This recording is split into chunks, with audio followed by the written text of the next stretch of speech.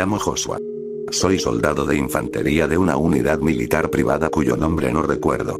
Actualmente estamos desplegados en tareas de seguridad en un rincón de África asolado por la guerra. Nuestra misión ha salido terriblemente mal y no creo que estemos luchando contra insurgentes o terroristas. Nuestras fuerzas se marcharán pronto. No estoy seguro de que vayamos a regresar. Sea lo que nos hemos encontrado aquí, no es natural, no es de esta tierra y nos quiere a todos muertos. Yo fui parte del equipo que lo encontró hace una semana. Se suponía que era solo una patrulla de rutina. Nuestro objetivo era asegurarnos de que no hubiera movimiento enemigo en las inmediaciones de nuestra base y que no hubiera ninguna amenaza para el único asentamiento local en la zona. Era un día caluroso y seco. El sol pegaba con fuerza y las llanuras, cubiertas de matorrales por las que atravesábamos, no ofrecían protección contra los elementos, ni siquiera un solo árbol que diera un poco de sombra. Sudaba horriblemente y tenía la cabeza agachada para protegerme los ojos del deslumbrante sol. Por eso, apenas logré frenar a tiempo para evitar chocar con Argis, mi compañero de escuadrón. Él estaba en posición frente a mí, pero se había detenido sin previo aviso. ¿Qué pasa, hombre?, pregunté, mientras caminaba a su alrededor. ¿Qué te pasa? Argis permaneció inmóvil, con el rostro desencajado por la confusión.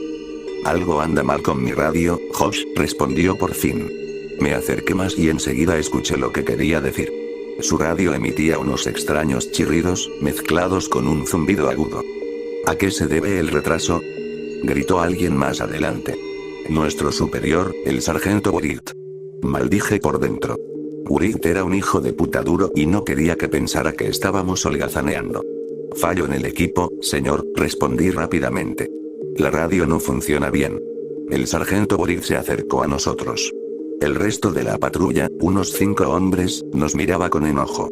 Cada minuto que pasábamos allí afuera, bajo el calor, era una tortura y, para ellos, Argis y yo solo estábamos prolongando su sufrimiento. ¿Qué le pasa?, preguntó Buritt. Algún tipo de interferencia, señor, respondió Argis, mientras experimentaba con los distintos interruptores del receptor. No sé si, toda la patrulla maldijo y se tapó los oídos cuando de repente todas las radios estallaron en un coro ensordecedor de agudos graznidos y silbidos. Después de varios segundos, el diluvio de sonido se detuvo tan repentinamente como había comenzado. ¿Qué demonios fue eso?, pregunté, con los oídos zumbando. El sargento Buritt no respondió, sino que activó su propia radio. Mando, ¿puedes leerme? Cambio, dijo, probando la conexión. Hubo unos segundos de silencio, luego el receptor cobró vida. Aquí está la orden, cambio. Tenemos un mal funcionamiento del equipo aquí, algún tipo de interferencia de radio. Algo así en la base, cambio. A nosotros también nos acaba de pasar algo, sargento. Todos nuestros sistemas se volvieron locos durante varios segundos y luego volvieron a la normalidad. Continúe con su patrulla, pero tenga cuidado. Informe de cualquier actividad de inmediato. Cambio. La línea se cortó. El sargento Buritt blandió su rifle. Escucharon la orden, hombres. Salgan, con la vista alerta. Partimos de nuevo. El sol seguía pegando fuerte, pero ya no nos sentíamos aletargados por el calor. La adrenalina había purgado esa debilidad de nuestras mentes. Todos los ojos estaban en alto, escrutando atentamente nuestro entorno. Después de media hora de caminata, vimos algo a lo lejos, un extraño bulto en el terreno. Argis levantó sus binoculares y lo examinó atentamente. ¿Qué pasa, Argis?, pregunté. Creí que aquí todo era llanura. Lo es, dijo, bajando los binoculares. O al menos, se suponía que lo era. Sin embargo, allí hay una especie de montículo bajo. Seguimos adelante, cautelosos y alertas. Finalmente, llegamos a la extraña protuberancia. No era alta, solo unos pocos metros, pero era ancha y se extendía a ambos lados. Subimos hasta la cima y nos detuvimos asombrados. Ante nosotros había un enorme abismo, un agujero circular en el suelo, de casi 60 metros de diámetro. Al mirar hacia abajo, lo único que podía ver era oscuridad, el fondo no estaba a la vista. Una corriente de aire frío y transparente me golpeó en la cara. ¿Qué es esto?, murmuró uno de los soldados. Esto no debería existir. El sargento Buritt se quitó la mochila del hombro y sacó un gran mapa de campo. Lo desplegó y lo examinó para localizar nuestra posición. Su rostro se contrajo en señal de confusión. Sea lo que sea esto, no está en el mapa, dijo por fin. Tienes razón. No debería estar aquí. Sargento, mire, dijo Harris. Su voz se había vuelto repentinamente muy baja y tranquila. Su mirada estaba distante. Seguí su mirada. El cielo estaba lleno de pájaros.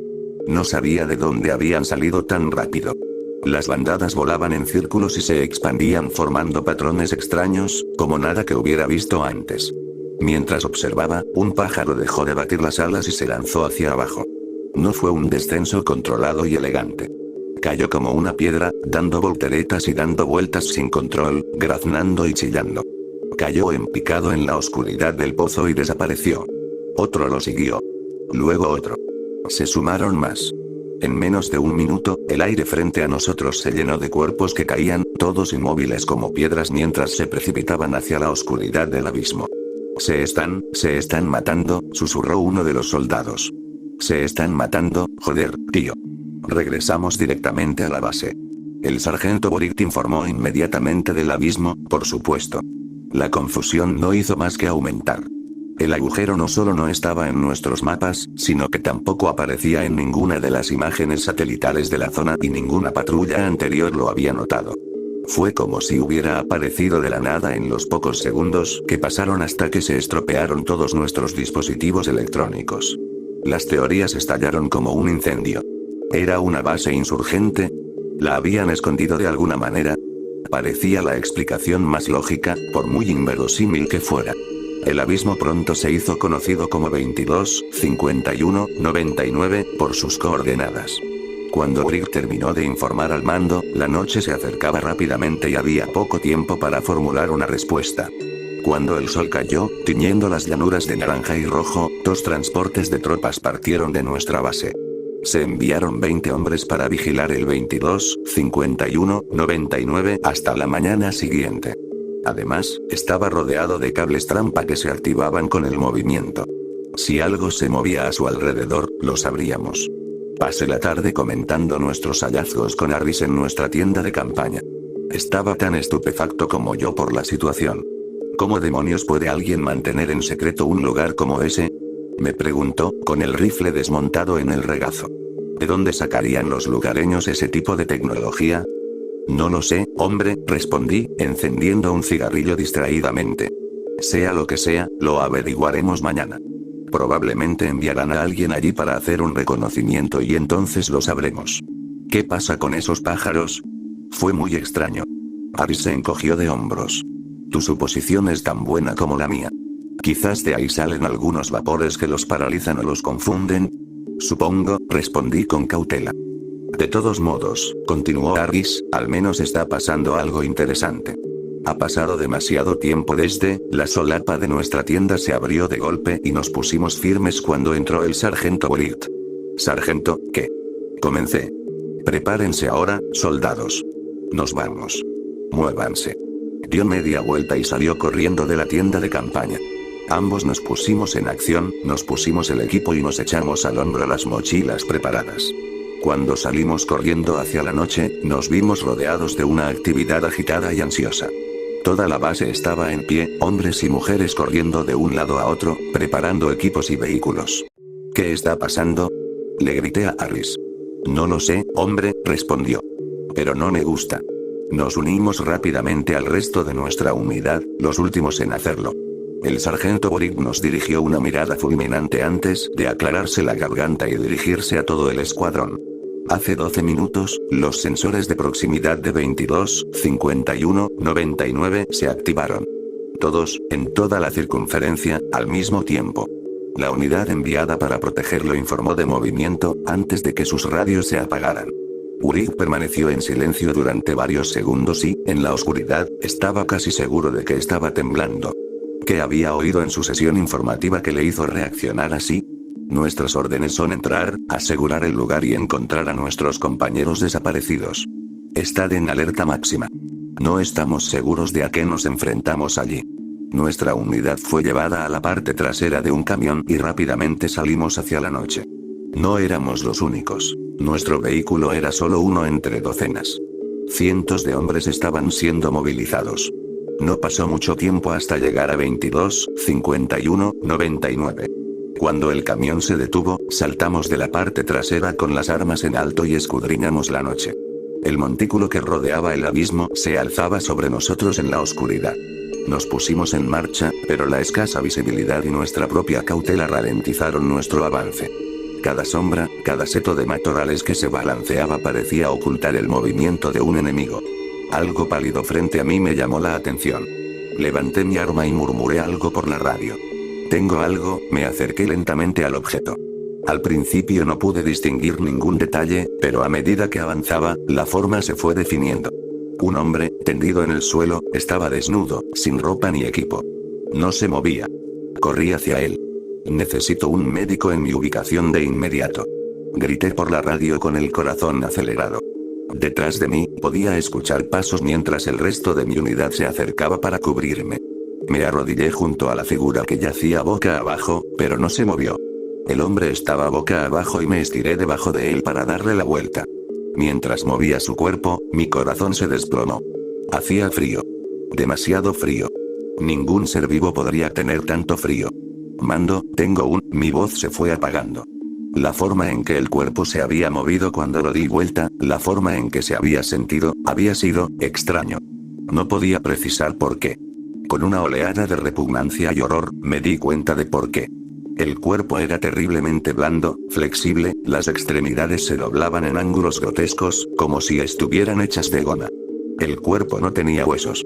Me agaché y vomité en el suelo. Una mano me agarró del hombro y el rostro del sargento Boric apareció a mi lado. De la oscuridad surgieron figuras, médicos y soldados. Ven conmigo, soldado, dijo Boric en voz baja, poniéndome el brazo sobre los hombros. Aquí no hay nada que puedas hacer. Yo no, empecé a decir, pero un nuevo ataque de náuseas acalló mis objeciones. Unos brazos fuertes me agarraron y me llevaron. No recuerdo el viaje de regreso a la base. Aris me dijo que solo regresaron unos pocos camiones. La mayoría de los soldados se quedaron, buscando por el terreno al resto de la unidad desaparecida. Nunca los encontraron. Por la mañana, el sargento Boric me informó que me quedaría en la base ese día. El resto de mi unidad iría al pueblo local para pedirles información sobre los atacantes de la noche anterior. No me quejé. El horrible recuerdo de ese cuerpo blando y maleable se había grabado en mi mente. Necesitaba tiempo para recuperarme. Pero a medida que avanzaba el día, no podía dejar de pensar en la noche anterior y en el cadáver que había encontrado. ¿Qué podría hacerle algo así a un hombre? ¿Cómo pudieron quitarle los huesos del cuerpo? No había visto ninguna lesión evidente que pudiera explicar una desfiguración tan horrible. ¿Acaso no la había notado en la oscuridad? Mis pensamientos morbosos finalmente se interrumpieron cuando mi unidad regresó. Inmediatamente me di cuenta de que algo andaba mal. Donde normalmente estarían burlándose entre ellos o discutiendo la situación en la base, ahora estaban tranquilos y melancólicos. Aris se sentó en su catre, frente a mí. Estaba pálido y su mirada era furtiva y despreocupada. Aris, ¿qué te pasa? Pregunté confundida. No es nada, Josh, respondió en voz baja. ¿Pasó algo en el pueblo? ¿Están bien los habitantes? Están bien. No nos dijeron qué pasó en 22, 51, 99. Entonces, ¿qué pasa? ¿Por qué todos actúan así? Aris me miró con los ojos llenos de un terror incierto e indescifrable. Sentí un escalofrío en la espalda. Ellos saben algo, hombre. No nos lo dijeron, ni siquiera cuando Boric perdió los estribos y los amenazó. Siguieron diciendo que no lo habían hecho. Entonces, ¿qué? ¿No es todo lo que dijeron, Josh? Primero hablamos con los jóvenes, por supuesto. Ya sabes cómo son los lugareños. Cuanto más mayores son, más nos odian. Nadie quería hablar con nosotros, simplemente nos miraban hacia abajo y decían que no sabían nada. Estábamos a punto de irnos, pero entonces, una vieja bruja empezó a gritar. Había estado callada todo el tiempo, pero finalmente se abrió. ¿Qué dijo? Pregunté. Sin darme cuenta, había bajado la voz hasta convertirla en un susurro. Dijo que su gente era inocente. Que algo más se había llevado a nuestros hombres. Lo llamó algo extraño, más antiguo que la luz. Nos advirtió que deberíamos olvidarnos de ellos, y rezar para que no seamos los siguientes. Esto fue hace 5 días. Hoy, finalmente, recibimos órdenes. Toda la base se va a retirar. La decisión se tomó en la cadena de mando. Alguien a cargo parece pensar que en el abismo hay una célula terrorista y nos están enviando a expulsarlos. No creo que ninguno de nosotros aquí crea eso. La gente que da las órdenes no ha visto lo que nosotros hemos visto. Rodeamos el abismo por todos lados, nuestro avance cubierto por vehículos blindados y helicópteros que sobrevolaban con armas apuntadas al abismo. Los ingenieros militares entraron en acción y construyeron un sistema de poleas gigantesco que bajará a docenas de hombres a la vez hacia la oscuridad en una plataforma enorme. Hace una hora, se suponía que debíamos empezar a descender. Todas las unidades estaban preparadas, esperando su turno. El ambiente era sombrío. Aris sostenía un crucifijo muy desgastado en su puño y murmuraba oraciones. El aire que nos rodeaba vibraba con los rotores giratorios de los helicópteros de ataque. Una vez más, estaban cubriendo las abadías, con todas las armas preparadas. Desde allí arriba, tenían una vista imponente de la zona e incluso podían escudriñar la oscuridad. No vi el momento en que todo se fue al carajo. De repente, Aris maldijo, señalando hacia el cielo, con el rostro pálido. ¿Qué carajo? ¿Qué carajo? Seguí su mirada. Muy por encima de nosotros, los helicópteros se balanceaban frenéticamente, como si sus pilotos estuvieran ebrios. Los sargentos gritaban por sus radios, pidiendo información, órdenes, cualquier cosa. De repente, el avión se tambaleó hacia adelante.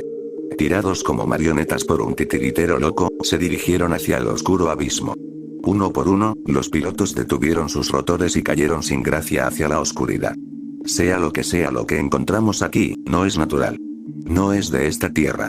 No podemos combatirlo ni enviarlo de vuelta al lugar de donde vino. Quiero que oréis. Orad por nuestros compañeros desaparecidos, orad por los pilotos que hemos perdido, orad por nosotros mientras viajamos hacia donde ellos cayeron. Pero lo más importante es orar para que todo lo que habita en ese oscuro abismo no salga. Ora para que no seas el próximo.